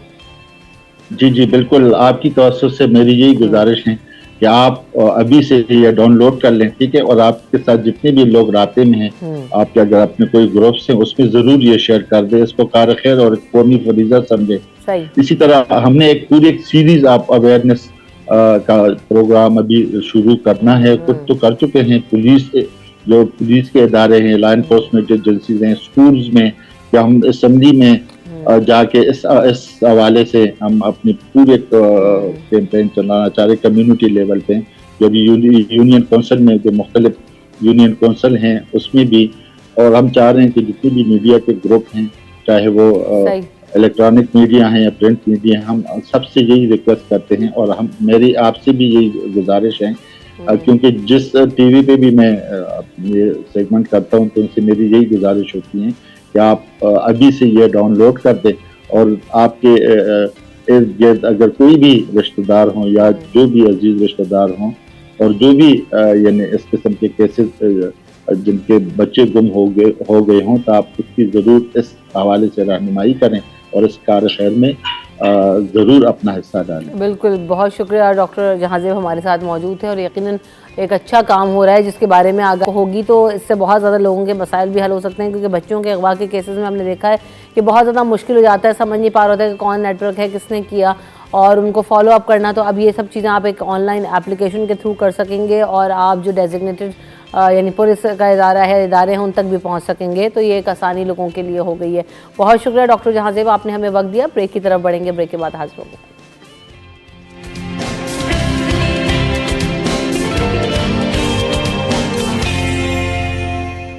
Welcome back in city at 10। तो जनाब आज हम बात करेंगे कुछ हरासमेंट्स के हवाले से। हम देखते हैं कि जो ना सिर्फ ख़वातीनों को, तो यहाँ पर बड़ी नुमाइंदगी आपको इस वक्त नज़र आएगी ख़वातीन की, लेकिन सिर्फ ख़वातीन नहीं, आजकल हम देख रहे हैं कि मर्द भी जो है वो हरासमेंट का शिकार हो रहे हैं, बच्चे हरासमेंट का शिकार हो रहे हैं। ख़वातीन के साथ तो ये अज़ली मसाइल थे जो कि ख़त्म होने का नाम नहीं ले रहे हैं। और इनको कम कैसे किया जा सकता है, इनको रिपोर्ट कैसे किया जा सकता है, बाय लॉज क्या कहते हैं, और आप इन चैलेंजेस से कैसे निमट सकते हैं, चाहे आप किसी भी जेंडर से ताल्लुक़ रखते हों। और बच्चों को ख़ास तौर पे जो है हमें किस तरह से ट्रेन करना है कि वो हरासमेंट के अगेंस्ट कैसे बिहेव करें, इसका इम्पैक्ट क्या होता है, इससे लड़ते कैसे हैं, इसका मुकाबला कैसे करते हैं। क्योंकि जो भी लोग किसी भी में, चाहे वो बच्चे हों ऑन, जिसके साथ भी इस तरह के वाक़यात होते हैं, हरासमेंट केसेस होते हैं, उनकी ज़िंदगियों के ऊपर जो है ना वो बहुत इम्पैक्ट आता है। कैसे जा सकता है तमाम उन सब का तारुफ आपसे करवाती हूँ। डॉक्टर उरूसा तालिब हमारे साथ मौजूद हैं, आप साइकेट्रिस्ट हैं और साइकोलॉजिस्ट हैं। Welcome to the show doctor Urusa. साथ साथ ज़ैनब अंसारी हैं, कॉर्पोरेट स्पीकर हैं, मोटिवेशनल स्पीकर हैं, एंड हरासमेंट और उसके हवाले से भी खासा काम कर रही हैं। Welcome to the show Zainab. साथ साथ हमारे साथ सैफी अली खान भी मौजूद हैं, एडवोकेट हैं आप सुप्रीम कोर्ट की, और जो है आपको भी वेलकम करते हैं मैम शो में। सबको अस्सलाम वालेकुम। इतनी सारी ख़वातीन जो है वो साइड पर दिख रही, मास्टर दिखाएं कितना प्यारा साइड लग रहा होगा, तो इसीलिए मैंने जो ना वो स्टार्ट में इस्टेब्लिश कर दिया। तो ऐसा ना समझें कि जी मर्द हजरात इसका शिकार नहीं होते या इनको ये चैलेंजेस नहीं होते। तो ये हरासमेंट है ये हर जगह हो रही है, घरों से भी स्टार्ट हो रही है, वर्क प्लेसेस पर भी हो रही है, इसके अलावा जो है वो तालीमी इदारे हों, कहीं पर भी हम चले जाएं, इसका जो इम्पैक्ट है वो क्या होता है। रूसा, सबसे पहले तो हम इस पर बात करेंगे और फिर यकीनन आगे जाके हम इनको भी स्टैब्लिश करेंगे कि इन चैलेंजेस को कैसे निपटना है और बाय लॉज क्या कहते हैं। Yes Rusa ji, thank you. As always आप बहुत सेंसिटिव और इम्पॉर्टेंट इश्यूज़ पे बात करती हैं और बुलाती हैं। तो हरासमेंट पहले तो है क्या, अनईजीनेस है ना, कोई भी चीज़, कोई ऐसी बात, कोई ऐसा एक्ट, कोई ऐसा लुक, फील जो आपको अनईजी करती है। और ये अगर स्मॉलेस्ट लेवल पे हम देखें तो हमारे स्कूल्स में हो रही है, जो बच्चों में बुलिंग एक कॉमन है, it is also a type of harassment. फिर जो सबसे ज़्यादा टॉक ऑफ द टाउन है वो वर्क प्लेस हरासमेंट हो गई है, domestic, physiological, psychological, so you name it. हर तरह जो जो चीज़ आपको अनकंफर्टेबल करती है, अनईजी करती है किसी इंटरेक्शन में, चाहे वो टच हो, चाहे वो बगैर टच के हो, सिर्फ कोई ऐसे अल्फाज हों जो आपको अनईजी करते हैं या आपकी शख्सियत को झंझोड़ देते हैं, ये सब चीज़ें हरासमेंट के ज़ुमरे में आती हैं। बिल्कुल ऐसा। और हमें असर क्या डालती हैं? असर बिल्कुल डालती हैं, क्योंकि आप देखें हमारे माशरे में अमूमन इन चीज़ों पे बात ही नहीं की जाती। तो पहले तो हमें पता ही नहीं होता कि हमने रिएक्ट कैसे करना है या कहाँ तक सामने वाला बंदा मुझे वायलेट कर सकता है, चाहे वो मेरा पार्टनर है, मेरा दोस्त है, मेरा घर वाला है, कोई भी है, मुझे किस हद तक एक्सप्लॉइट कर सकता है या मेरा किस हद तक जायज़ है चीज़ें। हमारा कॉन्सेप्ट ही नहीं होता कोई इस चीज़ में कि मैं कहाँ पे डिस्टर्ब हो सकती हूँ और मैं बात कर सकती हूँ। तो एनीथिंग जो आपको डिस्टर्ब करती है आपकी पर्सनल उसको, और वो आपको इम्पैक्ट इस तरह देती है कि आपकी पूरी ज़िंदगी को फ़र्क डालती है। जो लोग नहीं एक्सप्रेस कर सकते उनमें एंग्जाइटी, डिप्रेशन, उनकी सेल्फ इस्टीम भी डिस्टर्ब होती है, क्योंकि उन्हें जब एक्सप्रेस ही नहीं करना आ रहा अपना आप, तो उन्हें समझ भी नहीं आता कि मदद किससे लेनी है, मदद कैसे लेनी है, और वो अपनी मदद कैसे कर सकते हैं और इस साइकिल से कैसे निकल सकते हैं। और इसके कॉन्सिक्वेंसेस बहुत बुरे बुरे हैं, हत्ता के इतनी एक्सट्रीम तक चली जाती हैं चीज़ें जहाँ पर लोगों की डेथ भी होती है, लोग मर्डर होते हैं सिर्फ, और अपने आप को भी ख़त्म करते हैं। और ये इसीलिए बहुत डिस्टर्बिंग है कि हमें आज के प्रोग्राम से यही करना है कि इसके बारे में अवेयरनेस हो, और हर इस ऐसे रवैये को ज़रूरी थोड़ी आप जाके किसी लॉ या कोर्ट में ही जाके, देयर आर मैनी थिंग्स जो हम लोकल लेवल पे भी हेल्प आउट कर सकते हैं। और हम उजागर भी यही अहमियत करेंगे कि हर वो चीज़ जो आपको डिस्टर्ब करती है आपके पास एक मैकेनिज़्म मौजूद है जहां आप उस पर बात कर सकते हैं, हल कर सकते हैं, और ख़ास तौर पे उस हरासर को ज़रूर बता सकते हैं कि I am not comfortable with this thing, और चीज़ें इसी तरह रुकती हैं।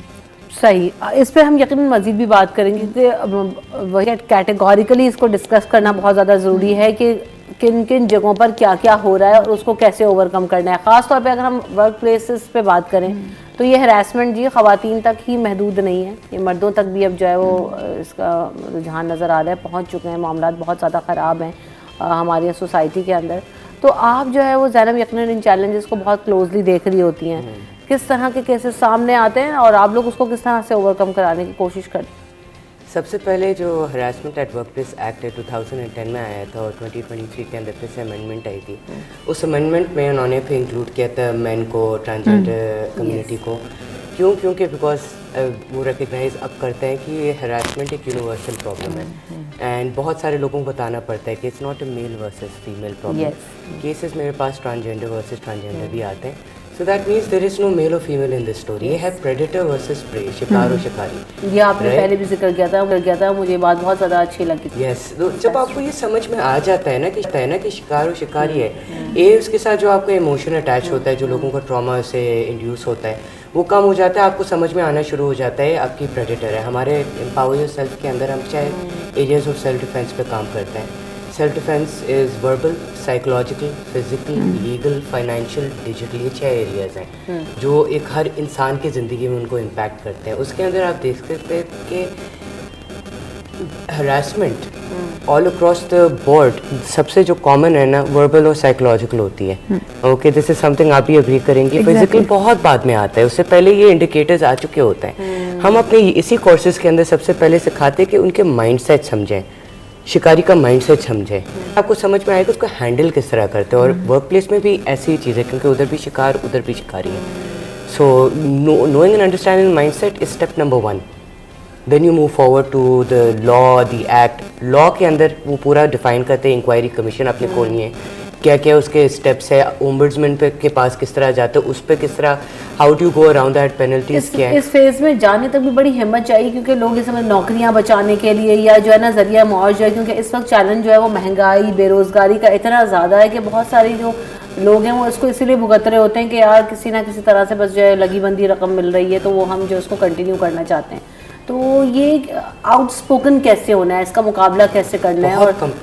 बहुत कंपनीज हैं जो दूसरा टैग ले रहे हैं। वो इतना ज़्यादा फीमेल ओरिएंटेड लॉज और पॉलिसीज लेकर आ रहे हैं कि उनके साथ दूसरा उल्टा इशू हो रहा है, where the men are feeling very excluded. सो इसका एक टर्म है कॉर्पोरेट के अंदर, diversity, inclusion, equity. Diversity is कितने लोग आप लेकर आ रहे हैं, इंक्लूजन इज कि वो जो लोग लेकर आए डू दे फील इंक्लूडेड, क्या वो सिस्टम का हिस्सा है या उनको साइड पे किया हुआ है सिस्टम से, right. And then equity is जो लोग सोचते हैं कि इक्वालिटी होना ज़रूरी है। इक्वालिटी ज़रूरी नहीं है, इक्विटी ज़रूरी है कि हेड स्टार्ट उस हिसाब से मिले जिस तरह आपके एबिलिटीज़ और कैपेबिलिटीज़ हैं। सही, बिल्कुल ऐसा ही है। तो हम ज़रा इस पर ब्रेक ले लेते हैं कोई, उसके बाद जब वापस आएंगे तो उसको यहाँ भी डिस्कस करेंगे कि कानून मौजूद हैं, कवानीन तो हैं लेकिन हम उन्हें समझते नहीं हैं, उनको इस्तेमाल करना नहीं चाहते। तो हम ज़रूर इस पर बात करेंगे कि जो भी हैरेसमेंट का शिकार हो रहा है वो किस तरह से कानून का सहारा लेते हुए मदद हासिल कर सकता है और क्या क्या हो सकता है, इस पर बात होगी आफ्टर दिस ब्रेक।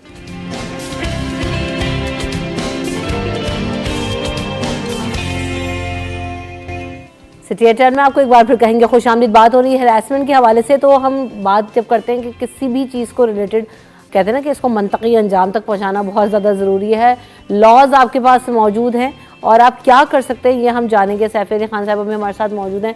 तो सैफी ये बताएं कि इस वक्त जो है यकीनन बहुत चैलेंजिंग इन्वायरमेंट क्रिएट हो चुका है और ये हमेशा से रहा, लोगों को अवेयरनेस नहीं थी और अभी भी बहुत सारे लोग नहीं जानते। तो जो लोग हैरेसमेंट का शिकार हो रहे हैं, चाहे वो किसी भी सतह पर हों, वर्क प्लेसेस पर हों, घरों में हों, बच्चे हों, बड़े हों, एजुकेशनल इंस्टीट्यूट्स में हों, क्या कर सकते हैं और किस तरह से कानून उनकी मदद करता है? देखें जी, कानून की जब हम बात करते हैं तो बहुत सारे बिल्स पहले भी आए, 2002 में भी आया, विमेन प्रोटेक्शन बिल आया, जी। सिंध असेंबली ने भी विमेन प्रोटेक्शन बिल और फिर हैरेसमेंट एक्ट पे आया, फिर जो है वो ज़ाहिर पार्लियामेंट से भी आया, फेडरल पार्लियामेंट से भी, फिर अमेंड हुआ 2023 में, एंटी रेप एक्ट आया। ठीक है जी, लॉज तो बहुत सारे हैं लेकिन देखें आप अगर इसके ऊपर बात करें तो ये कहीं थम नहीं रहा, यही ये इशू कहीं रुक नहीं रहा। तो लॉज बनाना this is an another thing, उस पर इम्प्लीमेंट कराना वो एक और बहुत बड़ी जंग है। सही कह रही हैं। ठीक है, अब जब बनाया उन्होंने हैरेसमेंट एट वर्क प्लेस, मेरे पास कई ऐसे लोग आए कि जिनकी अमेंडमेंट से सज़ा दे दी, नौकरियां ख़त्म कर दी, लेकिन वो जेन्युइनली विक्टिमाइज हुए, मर्द हजरात भी, उनके साथ विक्टिमाइजेशन की गई कि जी इनका प्रमोशन रोकने के लिए किसी को लॉन्च किया गया कि आप ये कह दो कि जिसने मुझे कहा था, क्या कहा था जी, मेरे साथ चाय पे चलो। तो आप जब एक जगह पे काम करते हैं तो आप इतनी एज में हैं और वो खातून 40+ थी और 40 प्लस खातून कह रही है जिसने मेरे साथ हेरासमेंट की है, उसका प्रमोशन रुक गया, सारा कुछ, वो पिटीशन अभी तक हाई कोर्ट में पेंडिंग है। तो बात वही है कि यहाँ पे मिस यूज़ की बात है कि अगर किसी को अवेयरनेस है तो वो उस चीज़ को मिस यूज़ कर रहा है, बजाय इसके कि जो विक्टिम है, जो जेन्युइन विक्टिम है, वो इस चीज़ से अफादा हासिल करे। उसके अलावा जो है वो ब्लैकमेलिंग में वो जो है लॉज यूज़ हो रहे हैं, दैट्स अ वेरी बैड। दूसरी चीज़, अभी कुछ ही दिन पहले एक खातून थी, वो 40 की थी, उसने शादी की, उसकी अरेंज मैरिज हुई, वो आपने किया भी होगा उसके प्रोग्राम।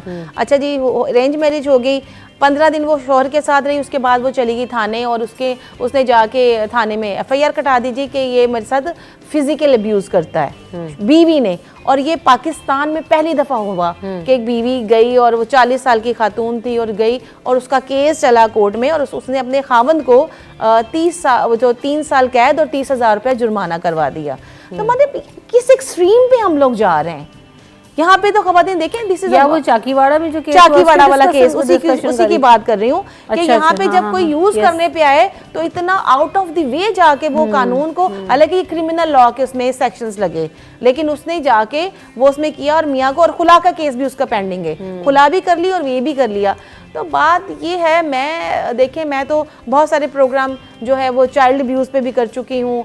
चाइल्ड अब्यूज़, अब हमारे बच्चे माशाल्लाह से बहुत स्मार्ट हैं, जो इस दौर के बच्चे हैं, जो इंटरनेट से कनेक्टेड हैं और जो जानते हैं, जो पढ़ते हैं, तो उनको, और ये बात नहीं कि सिर्फ हमारे बच्चे जो कोई इंग्लिश मीडियम स्कूल में जा रही हूँ, आप लियारी के बच्चों को जाके देख लें, they are very street smart, कि उनको भी पता है कि कौन किस नज़र से देख रहा है। बात यही इखलाकियात की, आपने कानून से आने से पहले अपनी माशरे को इखलाकियात की तरफ लेके आना है।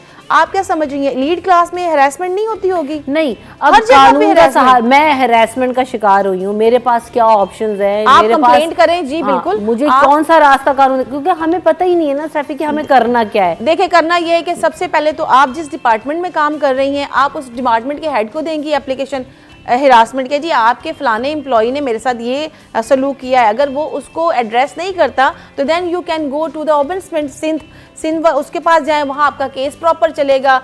अब यहाँ पे देखा जाता है कि खातून के अंदर कितनी स्ट्रेंथ है, वो कितना फेस कर सकती है, कितना रोज़ वहाँ पे कोर्ट में जाके एविडेंस करवा सकती है, क्योंकि आपने विटनेस भी पेश करने होते हैं। तो ये सारा का सारा अपने आपके पेशेंस और आपकी पावर पे डिपेंड करता है कि आप उसको उसके मंतकी अंजाम तक ले जाएं। तो ख़वातीन ऐसा नहीं करती। सम टाइम हम लोग 20 दफ़ा हम दिन में हम लोग क्या कहते हैं 100 दफ़ा हम लोग हैरेस हो रहे होते हैं। कभी किसी नज़रें ऐसी चुपती हुई और नेगेटिव नज़रों से कोई देख रहा होता है, वो भी हैरेसमेंट है।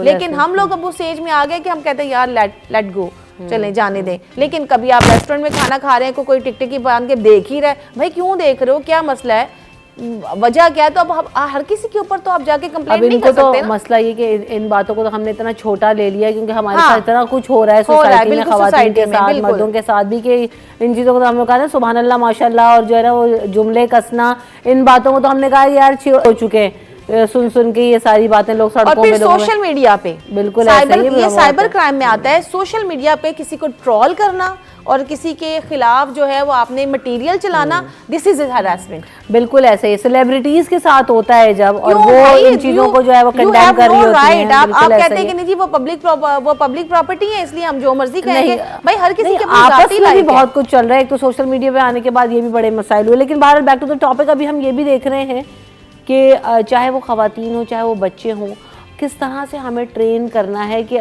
जो भी इसका शिकार हो जाए। एक तो पहला तो फेज़ वो है कि हमने बताना है, सिखाना है, उस बारे में हम बहुत दफ़ा बात कर चुके हैं, हम नहीं करेंगे। मैं यहाँ ये कहूँगी कि आप उनकी तरबियत पे क्यों नहीं बात करते जो ये हरकतें करते हैं। मैं तो अखलाकियात की बात करती हूँ, हमारे इदारे उनको क्यों नहीं सिखाते कि भाई ये चीज़ें क्राइम है, ये नहीं करो। हम बार बार उन्हीं बच्चों को कहते हैं जो विक्टिम है वो कंप्लेन कैसे करेंगे। हम ये क्यों नहीं सिखाते कि जो ये काम कर रहे हैं उनको कैसे स्टॉप किया जाए, उनकी तरबियत कैसे की जाए। उनके लिए इंस्टीट्यूशन खुलने चाहिए ना, कि अगर वो जहनी मरीज है, बीमार है, ये घर से बीमारी शुरू होती है और ये अपनी कजन्स, अपने फैमिली के बच्चों में हो रहा है। यस, तो अपने बच्चों को सिखाएं।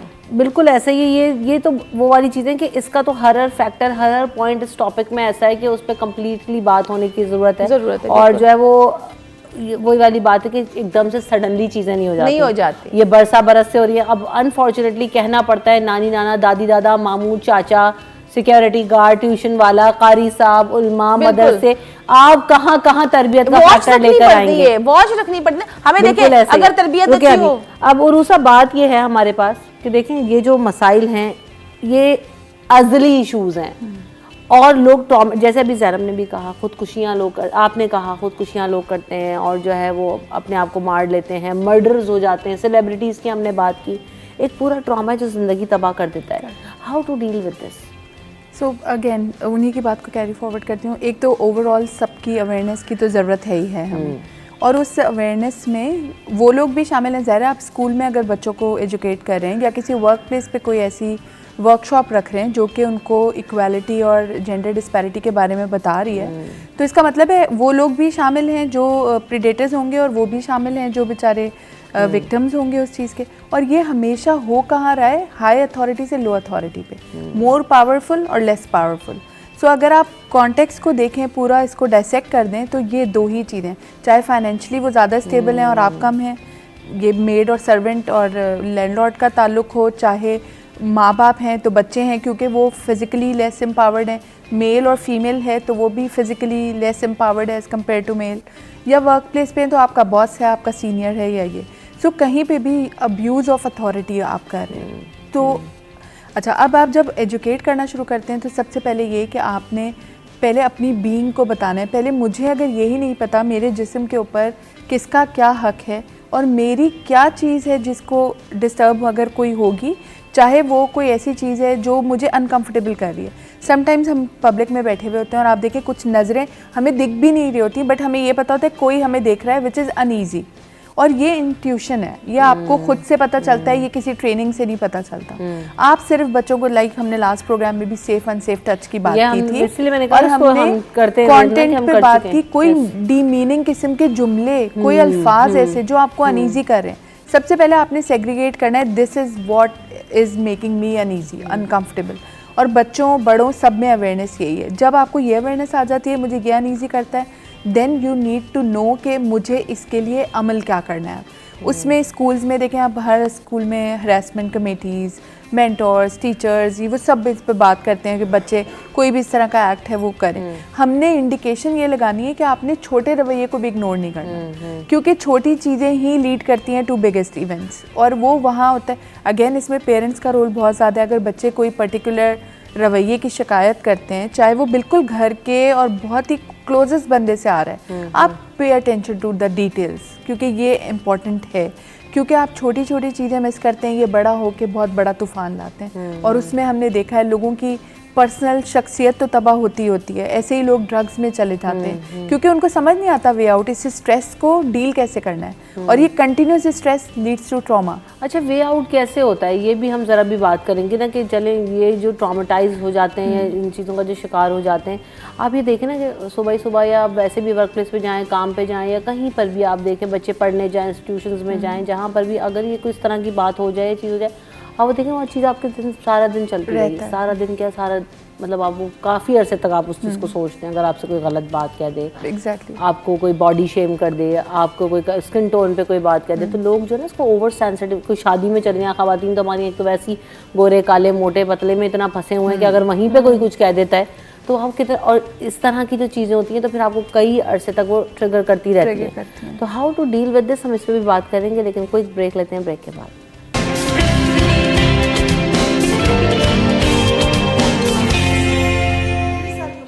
Welcome back in city at 10। तो हम बात कर रहे थे जाने से पहले कि किस तरह से ओवरकम किया जा सकता है सिचुएशंस को और क्या करने की ज़रूरत है ताकि जो हैरेसमेंट केसेस हैं उनसे बचा जा सके। और दूसरों से भी बात करेंगे, शफी से भी। तो ज़ैनब, आपकी क्या राय है इस बारे में, क्योंकि क्लोजली बहुत सारी चीज़ें आ रही होती हैं और हम देख रहे होते हैं कि चैलेंजेस बढ़ते जा रहे हैं रादर देन के कम हो, तो कैसे उनको डील करते हैं और वे आउट क्या है आपकी नज़र में? और एक तरबियत प्रोग्राम की भी हम बात कर रहे थे, मैं चाहूँगी कि उसका भी तस्करा आप ज़रूर करें, वो बहुत इंपॉर्टेंट है। बिल्कुल, तरबियत की हमने बात की थी, बहुत अच्छा पॉइंट उन्होंने दिया था कि तरबियत की बहुत सख्त ज़रूरत है। उधर से कहानी शुरू होती है, राइट। सो तरबियत को किस तरह आप टैकल करते हैं। ऑस्ट्रेलिया के अंदर उन्होंने एक मेल बिहेवियर चेंज प्रोग्राम शुरू किया था क्योंकि डोमेस्टिक वायलेंस बहुत बढ़ चुकी थी। It was male on female domestic violence. उन्होंने रिकग्नाइज़ किया, उसका एक सोल्यूशन बनाया। 13 हफ्ते का प्रोग्राम है। It's a behaviour change programme.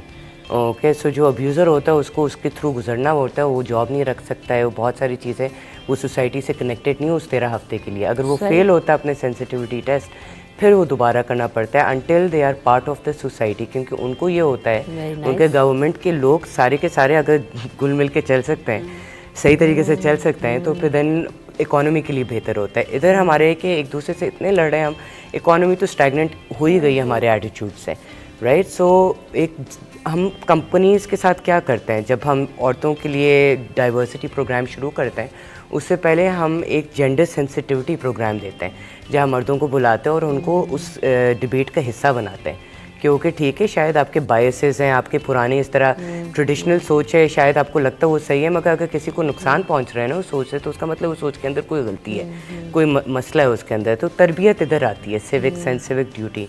Programme बनाने ज़रूरी है। हमने एक पहले भी शो किया था जिसमें मैंने होश और जोश का दिमाग बताया था कि वो जो लिम्बिक सिस्टम और प्रीफ्रंटल कॉर्टेक्स, तो जब आपका लिम्बिक सिस्टम इतना एक्टिव होता है तो आप डिप्रेशन, एंजाइटी, ये सारी चीज़ें होती है, और वो किस तरह मैनिफेस्ट करता है आपके बिहेवियर से। ओके, जो उन्होंने अभी बात की कि ये वही लोग होते हैं जो आगे जाके ड्रग्स में भी पड़ते हैं, वायलेंस के अंदर भी पड़ते हैं। सही बात है। सो उस साइकिल को बंद करने के लिए ये तरीका है। बिल्कुल ऐसा ही है। तरीके यकीनन बहुत सारे हैं, लेकिन वही वाली बात है कि हम खामोशी अख्तियार कर लेते हैं। सैफी, आपकी नज़र में क्या खामोश रहना बेहतर है या आप लड़े, टोकन हो और अपने मसाइल को हल करवाएं? लड़ना बिल्कुल, बात करना, लड़ना ज़रूरी है। जब तक आप इसको डिस्कस नहीं करेंगे और इज्जत का मामला समझ के चुप कर जाएंगे, नहीं किसी को।